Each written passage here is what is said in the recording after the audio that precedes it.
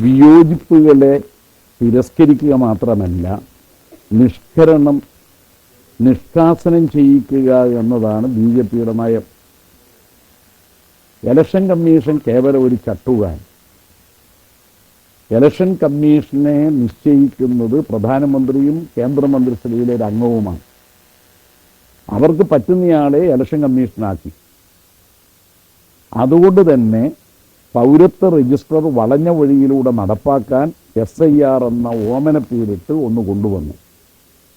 1951 മുതൽ 2004 വരെ 8 തവണ SIR നടപ്പാക്കി എന്ന് പറയുമ്പോൾ അന്ന് പൗരത്വ ഭേദഗതി നിയമം സമീപകാലത്തുണ്ടായതുപോലെ ഉണ്ടായിട്ടില്ല.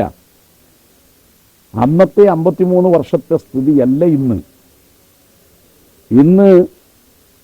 എന്യൂമറേഷൻ ഫോറം ഓരോ വോട്ടറും പൂരിപ്പിച്ച് കൊടുക്കുന്നതിൻ്റെ വ്യവസ്ഥകളിൽ 3 കാര്യം പൗരത്വ രജിസ്റ്റർ തയ്യാറാക്കാൻ ഉദ്ദേശിച്ചിട്ടുള്ളതാണെന്ന് വ്യക്തമാക്കുന്നു. 1/7/1987 മുമ്പ് ജനിച്ചവർ, 2 2004 87 മധ്യേ ജനിച്ചവർ, 3 2004 ശേഷം ജനിച്ചവർ. ഈ 3ആയി വോട്ടർമാരെ തരംതിരിക്കുക വഴി ഉദ്ദേശിക്കുന്നത് പാർലമെന്റ് പാസാക്കിയ പൗരത്വ ഭേദഗതി നിയമത്തെ അടിസ്ഥാനമാക്കിയുള്ള കട്ട് ഓഫ് ഡേറ്റുകളാണ്. അത് chief election commission electoral officer പറഞ്ഞു കഴിഞ്ഞു. അപ്പോൾ പൗരത്വ ഭേദഗതി നിയമത്തെ അടിസ്ഥാനമാക്കിയുള്ള പൗരത്വ രജിസ്റ്റർ വളഞ്ഞ വഴിയിലൂടെ നടപ്പാക്കാനാണ് SIR. അങ്ങനെ SIR നടപ്പാക്കുമ്പോൾ എന്ത് തദ്ദേശ തെരഞ്ഞെടുപ്പ്, എന്ത് മറ്റു തെരഞ്ഞെടുപ്പ്? അടിസ്ഥാന പ്രശ്നം മുസ്ലിങ്ങൾക്ക് പൗരത്വം നിഷേധിക്കണം. അതിൻ്റെ ഭാഗമാണ് ഇതെല്ലാം. ഒരു പാർട്ടി ഒഴികെ മറ്റെല്ലാ പാർട്ടികളും ആവശ്യപ്പെട്ടിട്ടും തദ്ദേശ തെരഞ്ഞെടുപ്പ് സമയത്ത് ഇത് നടപ്പാക്കുന്നത് ഉചിതമല്ല.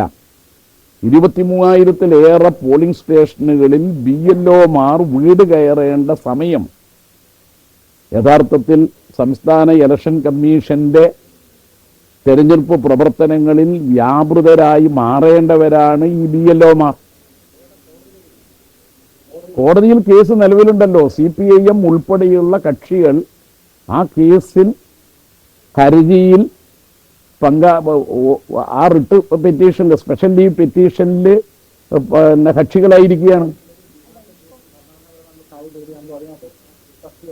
അതെ, അല്ല, അതിൽ പ്രത്യേക കക്ഷി ചേരേണ്ട കാര്യമില്ല. കാരണം ഇപ്പോൾ നടപ്പാക്കേണ്ടതില്ല എന്ന പ്രത്യേക പ്രശ്നം അത് അഭിഭാഷകരുമായി ആലോചിച്ച് അവിടെ കാര്യങ്ങൾ നോക്കേണ്ട കാര്യമാണ്. കാരണം എന്ന് പറഞ്ഞു കഴിഞ്ഞാൽ ഇപ്പൊ ഇത് നടപ്പാക്കണമെങ്കിൽ ഇത് ആര് നടപ്പാക്കും? BLA. അത് രാഷ്ട്രീയ പാർട്ടികളുടെ പ്രതിനിധികളാണ്. അവർക്ക് ഇതിൻ്റെ കൂടെ പോകാൻ പറ്റില്ല. ഇതിലൊരു വ്യവസ്ഥയിൽ ഒന്ന് BLOന്റെ കൂടെ വീട് കയറുമ്പോൾ BLAക്കും കൂടി പോകാവുന്ന ആണ്. BLAമാർ ഈ സമയത്ത് എങ്ങനെ പോകാനാ? BLOമാരാണെങ്കിൽ തദ്ദേശ തെരഞ്ഞെടുപ്പിൽ ചുമതലയുള്ളവരുമാണ്.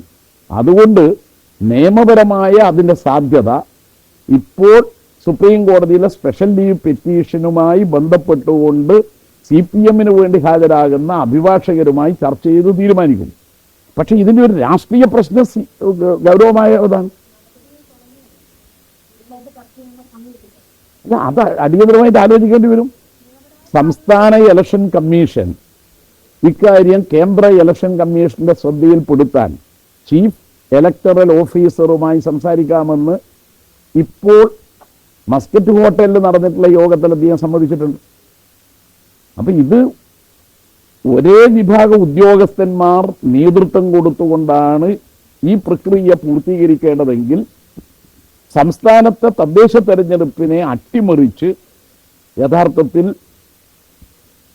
SIR നടപ്പാക്കുക എന്നുള്ളത് ദുരുദ്ദേശപരമാണ്. സംസ്ഥാന ഇലക്ഷൻ അട്ടിമറിക്കാനുള്ള നീക്കമാണിത്. എന്താ തർക്കം? അതുകൊണ്ടല്ലേ ചില സംസ്ഥാനങ്ങൾ ഒഴിവാക്കിയേ? ആസാമിന് എന്തിനാ ഒഴിവാക്കിയതിന്?